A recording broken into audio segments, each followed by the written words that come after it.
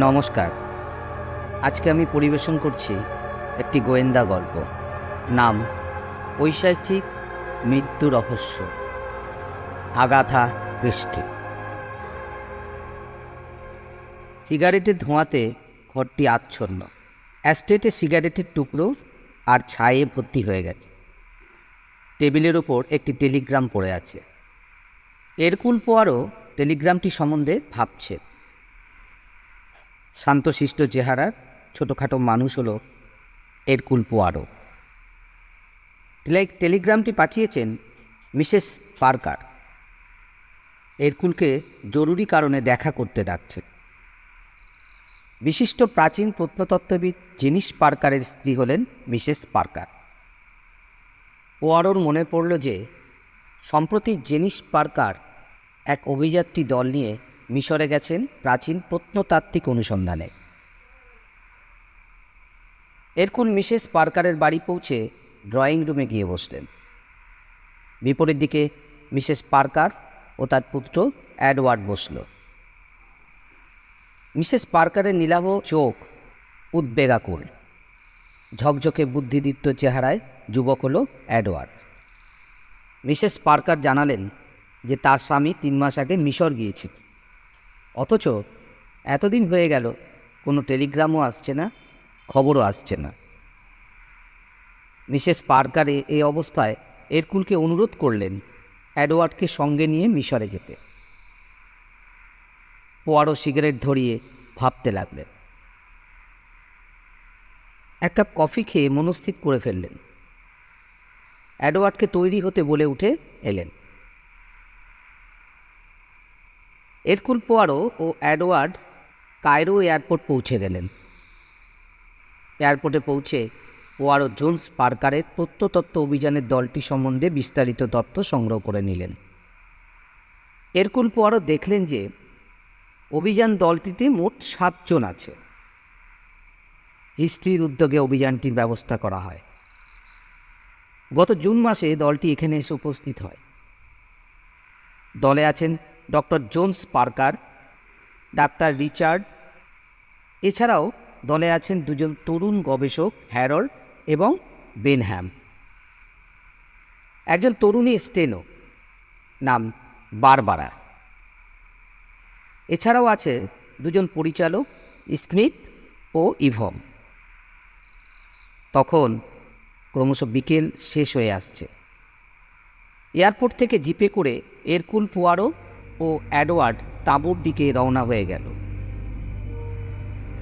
ঝড়ের বেগে জিপ ছুটে চলল। সন্ধে গড়িয়ে আকাশে তারা ফুটে উঠল। স্থানীয় 2 জন পরিচারকের সহায়তায় এরকুলকে তাঁবু খুঁজে নিতে অসুবিধে হলো না। জিপ থেকে নেমে এরকুল পোয়ারো ডাক্তার রিচার্ডের সঙ্গে আলাপ করলেন। ডাক্তার রিচার্ড মধ্যবয়সী ভদ্রলোক, চোখে ভারী লেন্সের চশমা। কথা বলে মনে হলো গভীর জলের মাছ। এরকুল পার্কারের কথা জিজ্ঞেস করলেন।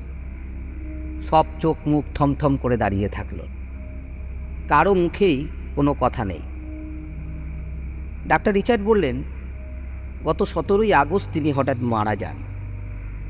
মারা যাবার বিশেষ কোনো কারণ খুঁজে পাওয়া যায়, তবে মনে হয় এক ধরনের বিষাক্ত মশার কামড়েই জোন্স পার্কারের মৃত্যু হয়। এরকুল খবরটি শুনে বিমর্ষ হয়ে পড়লেন। 60 বছরের পৌর ভদ্রলোক, বিরাট পণ্ডিত ব্যক্তি, যার জন্য এই নির্মম পরিণতি। সেই গবেষণা আত্মপ্রকাশ করলে পৃথিবীজোড়া খ্যাতি ও সম্মান পেতেন।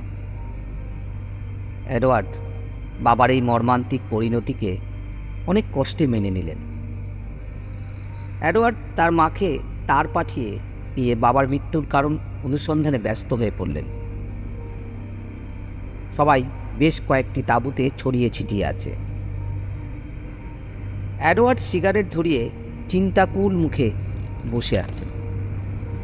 আগামীকাল সকালে অভিযাত্রী দলটি আরও গভীর মরুভূমিতে অজানা তথ্যকে জানতে যাবে। সেখানে এখনও মানুষের পদচিহ্ন পড়ে। সকাল হলো, সবাই তৈরি হয়ে সকাল সকাল বেরিয়ে পড়ল। সকালের কুয়াশা তখনও পুরোপুরি কাটেনি। সুন্দর ঠান্ডা হাওয়া দিচ্ছে। সঙ্গে আছে দুজন স্থানীয় কুলি। জিপ ছুটে চলল। একটা জায়গাতে এসে জিপ থেমে গেল। সবাই একে একে জিপ থেকে নেমে এলো। সামনে এক বিরাট পিরামিড। পিরামিডের পাশ দিয়ে একটি সুড়ঙ্গের মতো পথ মাকড়সার জাল ও অন্ধকারে ঘেরা। সবার প্রথমে টর্চ জ্বালিয়ে এগিয়ে চললেন ডাক্তার রিচার্ড, তার পিছনে পোয়ারোর পিছনে এডওয়ার্ড। হঠাৎ অন্ধকারে পোয়ারোর কানের কাছে বারবার ফিস ফিস করে বারবারা বলে গেল, আজ রাত 9টাতে দেখা করতে। এর কুলে পেয়ারো মুখ ফিরিয়ে তাকিয়ে দেখল বেনহ্যাম কান খাড়া করে কথাগুলো শুনল। বারবারার বয়স 27, সুস্থি।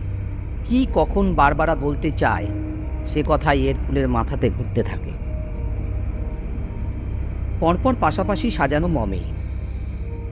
পৃথিবী থেকে বহু বহু বছর আগে রাজারা চলে গেছেন, কিন্তু এখনও তারা অবিকৃত আছে মমির মধ্যে।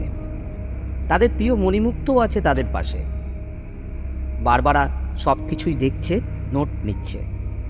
অভিযাত্রী দলটি সন্ধ্যের মুখে তাঁবুতে ফিরে এলো। মরুভূমিতে ক্রমশ রাত গভীর হচ্ছে। এরকুল বারবারার সঙ্গে দেখা করার জন্য তাঁবু থেকে বেরিয়ে এলেন। বালির মধ্যে দিয়ে খানিকটা হেঁটে যাওয়ার পরই কি একটা পড়ে থাকতে দেখে এরকুল চমকে উঠলেন। খানিকটা এগিয়ে গিয়ে দেখলেন যে বারবারা সাদা নাইট গাউন পরা অবস্থায় চিত হয়ে পড়ে আছে। কোথাও কোনো রক্তের চিহ্ন নেই। এরকুল ভাবতে লাগলো, বারবারা কিভাবে মারা গেল। ও আরও হাঁটু গেড়ে বসে বারবারাকে পরীক্ষা করতে লাগলো। খানিকক্ষণ আগেই মৃত্যু হয়েছে, এখনো শরীরে উষ্ণতা রয়েছে। হঠাৎ পিস্তলের গুলির শব্দ শুনতে পেল।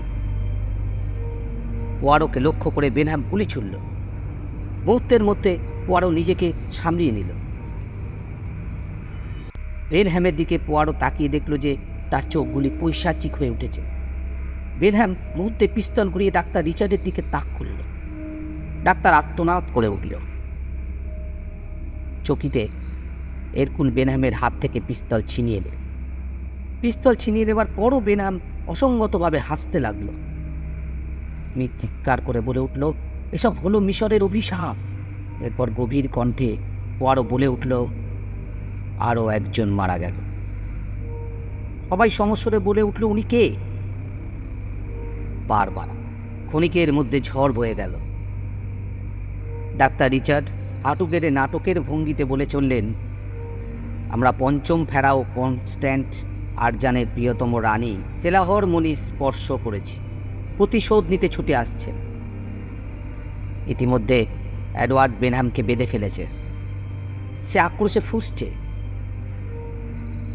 হ্যারল্ড আচমকা হুমড়ি খেয়ে পড়েই বলতে লাগলো, বারবারার দেহ পাওয়া যাচ্ছে না। অদ্ভুত সব চারিদিকে শব্দ হতে থাকল। কোন অতৃপ্ত আত্মা বুঝি প্রতিশোধ নিতে ব্যস্ত হয়ে উঠেছে। সবাইকে নিয়ে এরকুল পোয়ারো ডিনারে গিয়ে বসলেন। গভীর রাত। এরকুল একাকী যেখানে বারবারার দেহটি ছিল সেইখানে গেল। কাছে গিয়ে দেখল বারবারার রুমাল পড়ে আছে। ওর এক পাটি চটিও পড়ে আছে। পাশেই জিপের চাকার দাগ। এরকুলের সমস্ত ব্যাপারটা বুঝতে আর দেরি হলো না। রাত কেটে গেল, আবার সকাল হলো। সবাই চায়ের টেবিলে বসেছে। ঠিক হয়েছে, অভিযান শেষ না করেই সবাই ফিরে যাবে। স্মিথ চা রেখে গেল টেবিলে। এডওয়ার্ড হাতে চায়ের কাপ তুলে নেবার মুহূর্তেই এরকুল বলে উঠল, ডাক্তার রিচার্ড তৃতীয় খুনটি না হয় নাই করলেন। ডাক্তারের মুখটি রক্তশূন্য হয়ে উঠল। পার্কার ও বারবার খুনের জন্য ডাক্তার রিচার্ডকে গ্রেপ্তার করা হলো। হ্যারল্ড, স্মিথ ও ইভামকে সন্দেহের বাইরে রাখা হয়েছে। কায়রো থেকে প্লেন ছেড়ে দিল। এরকুল এডওয়ার্ডকে বলতে লাগলেন, আমি প্রথমেই সন্দেহ করেছিলাম যে তোমার বাবাকে হত্যা করা হয়েছে, কিন্তু হত্যার পিছনের উদ্দেশ্যটাকে বুঝতে একটু সময় লাগলো। তারপর যখন বুঝতে পারলাম যে এর পিছনের উদ্দেশ্য হলো গবেষণাপত্র, তখন সমস্ত ব্যাপারটা পরিষ্কার হয়ে গেল। পার্কারের গবেষণাপত্র নিয়ে বিশ্বজোড়া খ্যাতি ও প্রতিপত্তি পেতে চেয়েছিল ডাক্তার রিচার্ড, আর তার জন্যে পার্কারকে মৃত্যুবরণ করতে। এই ঘটনার সাক্ষী ছিল বারবারা। দলের লোকেদের টাকা দিয়ে মুখ বন্ধ করত ডাক্তার, কিন্তু বারবারা আর ইভনকে বশে আনতে পারেনি। চায়ের সঙ্গে বিষ দিয়ে হত্যা করা হয়েছিল পার্কার। তার দেহটাকে বালির মধ্যে পাচার করা হয়েছিল। বারবারা পার্কারের মৃত্যুর বিষয়টি জানত। সে আমাকে এই খবরটি দিতে চেয়েছিল। বেনহ্যাম বিষয়টি জানতে পেরে ডাক্তার রিচার্ডকে বিষয়টি জানায়। বারবারার মৃত্যুর রাতে 8টার সময় তার কফির সাথে বিষ মিশিয়ে দেওয়া হয়।